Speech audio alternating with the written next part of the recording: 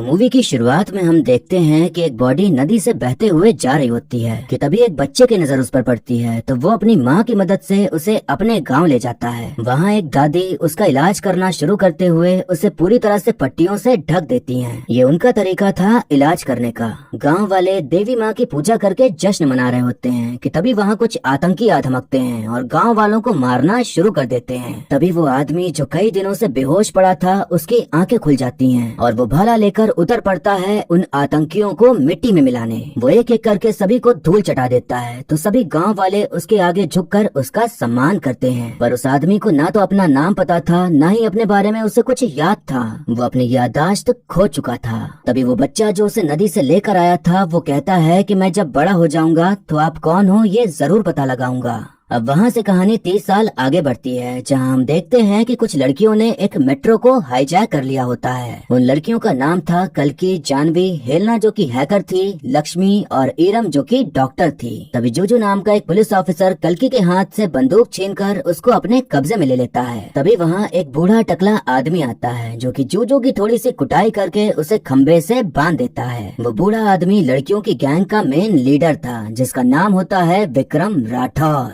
वहाँ मौजूद आम लोगों को डराने और डर का एहसास दिलाने के लिए विक्रम एक बुर्का पहनी औरत को गोली मार देता है तो सभी के होश उड़ जाते हैं कि ये आदमी तो कुछ भी कर सकता है। इस परिस्थिति से निपटने के लिए सीनियर ऑफिसर नर्मदा को बुलाया जाता है जो कि ऐसी परिस्थितियों से निपटने में माहिर थी। विक्रम नर्मदा से कहता है कि 5 मिनट के अंदर एग्रीकल्चर मिनिस्टर से बात कराओ वरना ऐसे ही एक एक करके सब मरते जाएंगे। हालात को देखते हुए 5 मिनट के अंदर एग्रीकल्चर मिनिस्टर हाजिर हो जाते हैं तो विक्रम एक नंबर बोलता है 10,281। किसी को समझ ही नहीं आता कि नंबर का क्या मतलब है तो विक्रम बताता है कि जब से आप मिनिस्टर बने हैं तब से 10,281 किसानों ने अपनी जान दी है। मुझे 40,000 करोड़ 97,13,556 रुपए चाहिए। नेताजी कहते हैं कि इतने पैसे हम कहां से लाएंगे। विक्रम कहता है कि चिंता मत करिए, अभी आपके पास एक बहुत बड़े बिजनेसमैन का कॉल आएगा। विक्रम वहां पर बैठी आलिया नाम की एक लड़की से कहता है कि अपने पिता को फोन लगाओ और बताओ कि तुम कहाँ हो। उसका पिता काली बहुत बड़ा व्यापारी था तो जैसे उसे खबर मिलती है कि उसकी बेटी खतरे में है तो वो पूरे पैसे देने को तैयार हो जाता है। अब आप सोचेंगे कि इतने अमीर बाप की बेटी मेट्रो से क्यों जा रही थी, तो आपको बता दूं कि वो जा तो महंगी कार में ही रही थी लेकिन ट्रैफिक की वजह से उसने मेट्रो ले ली क्योंकि उसे एग्जाम के लिए लेट हो रहा था और ट्रैफिक सिग्नल से छेड़छाड़ करके जाम लगवाया इसी गैंग ने था। काली कोई बढ़िया व्यापारी नहीं था बल्कि एक नंबर का गुंडा, काला धंधा करने वाला और सिर्फ अपना फायदा देखने के लिए कुछ भी कर जाने वाला व्यापारी था। आलिया गुस्से से कहती है कि तुम सब लोग चोर हो, खूनी हो। विक्रम कल्कि को सामने लाता है और उसकी कहानी सुनाता है कि ये अपने माता पिता के साथ एक गांव में रहती थी जहां उसके पिता खेती करके घर चलाते थे। कल्कि की परीक्षा का समय हो रहा था तो पिताजी उसे छोड़ने जा रहे थे लेकिन तभी वहां बैंक वालों के गुंडे आ जाते हैं लोन का पैसा मांगने। पिताजी समझाने की कोशिश करते हैं कि इस बार खेती हो ही नहीं पाई तो पैसे कहां से लाएं, लेकिन वो गुंडा आदमी उनकी नहीं सुनता बल्कि गुंडाई करते हुए पूरे गाँव वालों के सामने पिताजी की धोती खोल देता है। माँ बेटी दोनों भागती हैं उन्हें बचाने तो गुंडा कहता है कि आज ट्रैक्टर ले जा रहा हूँ, बाकी पैसा फिर लेने आऊंगा।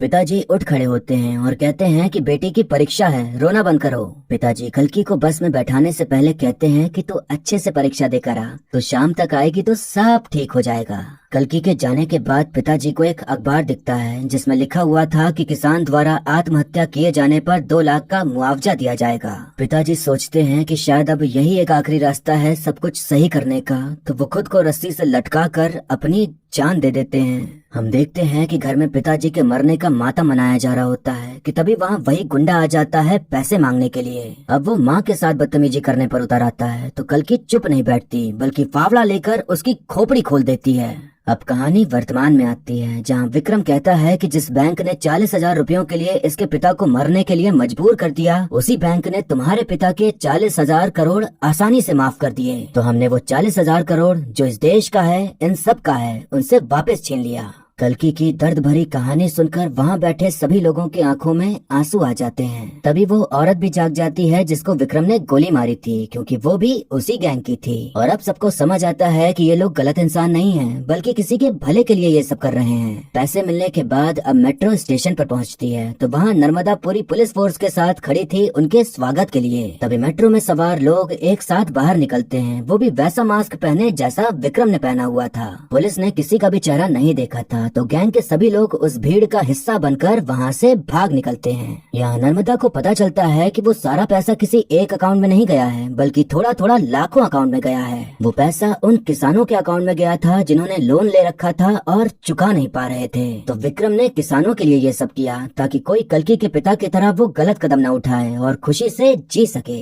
अब यहाँ पर खुलासा होता है कि विक्रम जितना बूढ़ा दिख रहा था उतना था नहीं, बल्कि उसने मेकअप कर रखा था। वो 30-35 की उम्र का जवान लड़का था जिसका नाम होता है आजाद।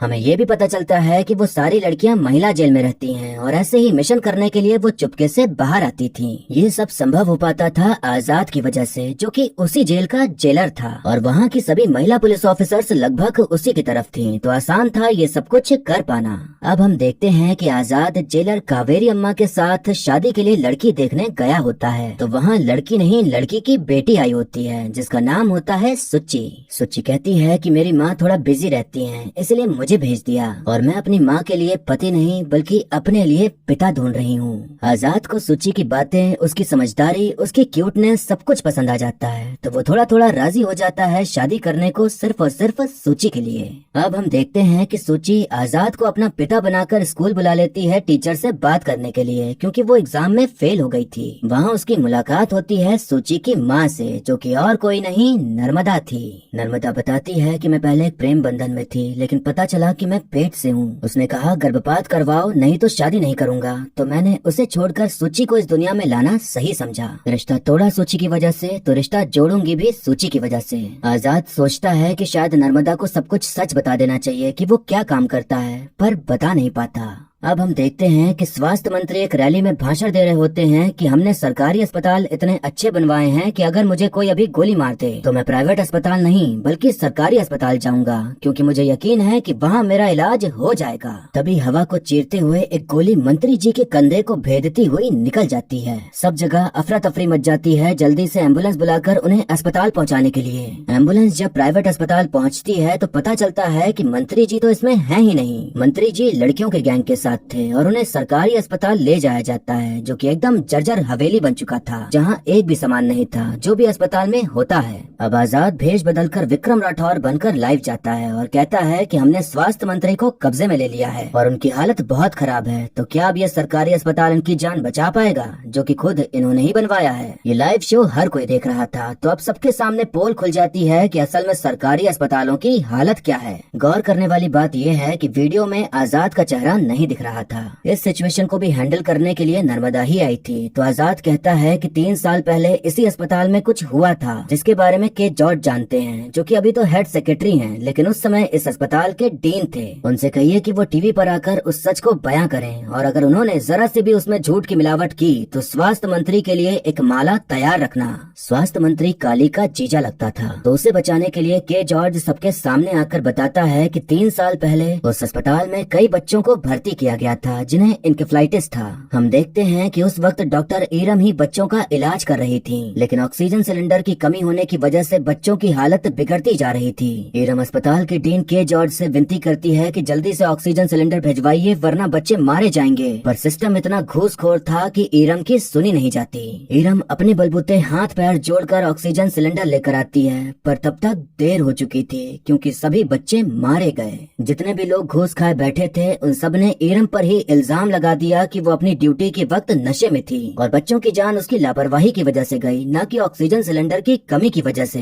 लोग उस पर थूकते हैं, टमाटर और चप्पल फेंक के मारते हैं कि इसने मासूम बच्चों को मार डाला। के जॉर्ज कबूल करता है कि उन बच्चों की मौत का जिम्मेदार मैं हूँ और ईरम बेकसूर है। ईरम की कहानी सुनकर नर्मदा की आंखों में भी आंसू आ जाते हैं। विक्रम कहता है कि मैंने आपको 234 अस्पतालों की लिस्ट ईमेल की है। अगले 5 घंटे में इन सभी अस्पतालों में हर जरूरत का सामान पहुंच जाना चाहिए। 5 घंटे कम थे, पर फिर भी जल्दी जल्दी हर जगह सामान पहुंचाया जाता है और इस तरह से अब विक्रम आम जनता के बीच हीरो बनकर सामने आता है, जो कि वो काम कर रहा था जो सरकार को करना चाहिए। मंत्री का भी इलाज हो जाता है और वो बच जाते हैं, क्योंकि गोली मारी ऐसी जगह थी कि उन्हें कुछ हो ना। विक्रम अब डिमांड करता है हेलीकॉप्टर की, क्योंकि इतना बड़ा कांड करने के बाद वो लोग उबर करके तो जाते नहीं ना। हेलीकॉप्टर तो आता है, लेकिन उसके साथ नर्मदा भी आ जाती है पूरी फोर्स लेकर और सबको घेर लेती है। तभी वहाँ धमाके होना शुरू हो जाते हैं और एंट्री होती है आजाद की, जो कि आधे मुंह में मास्क पहन कर आता है, जिसे देख के कोई भी पहचान जाता कि वो कौन है। लेकिन मूवी है तो नर्मदा पहचान नहीं पाती। उनके बीच भयंकर भिड़ंत होती है, लेकिन आजाद अपनी गैंग के साथ वहाँ से भागने में कामयाब हो जाता है।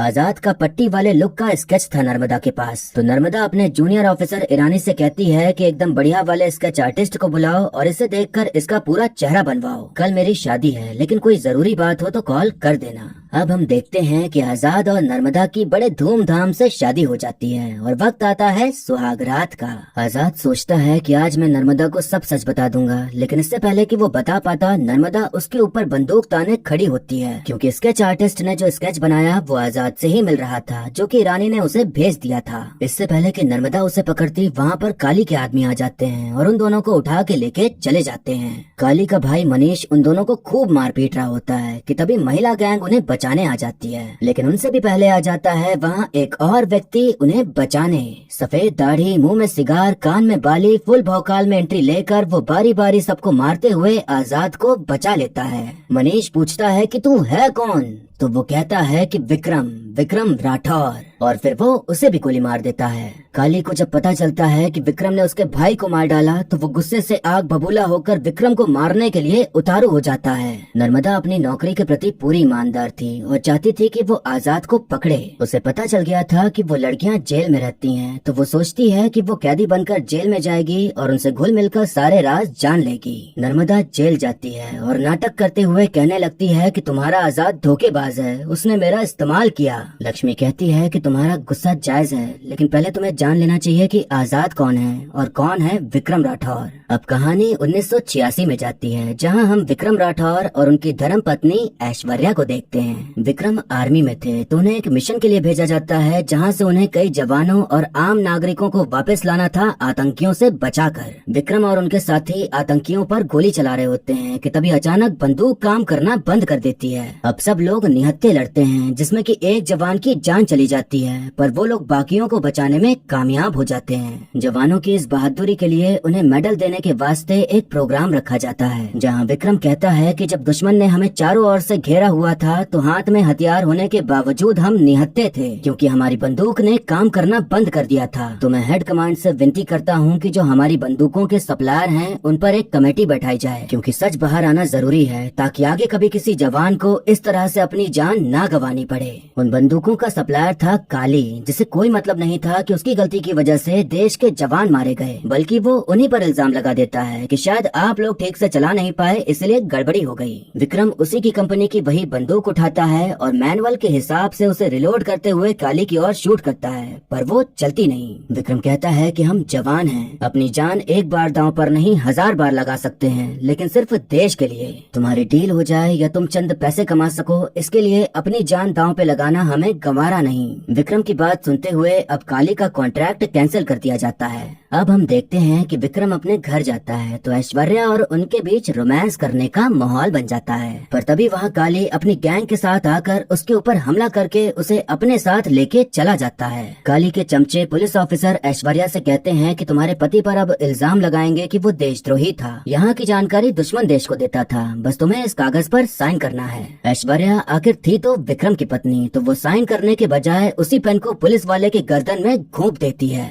अब उसे जेल भेज दिया जाता है, जहां काली उससे मिलने आता है, जो कि बताता है कि मैंने पहले तुम्हारे पति को 5-6 गोलियां मारी और फिर उसे प्लेन से नीचे फेंक दिया, और अब तुम भी जल्द ही फांसी के फंदे से लटका दी जाओगी। अब हम देखते हैं कि ऐश्वर्या को फांसी के लिए ले जाया जाता है, पर तभी पता चलता है कि वो पेट से है, तो नियम के हिसाब से तब तक फांसी नहीं दी जा सकती थी जब तक उसका बच्चा 5 साल का नहीं हो जाता। जेल में सभी महिलाएं विक्रम की जांबाजी और देश के प्रति वफादारी को अच्छे से जानती थी, तो वो ऐश्वर्या का काफी अच्छे से ख्याल रखती हैं। दिन महीने बीतने के बाद आखिरकार ऐश्वर्या को एक लड़का होता है, जिसका वो नाम रखती है आजाद।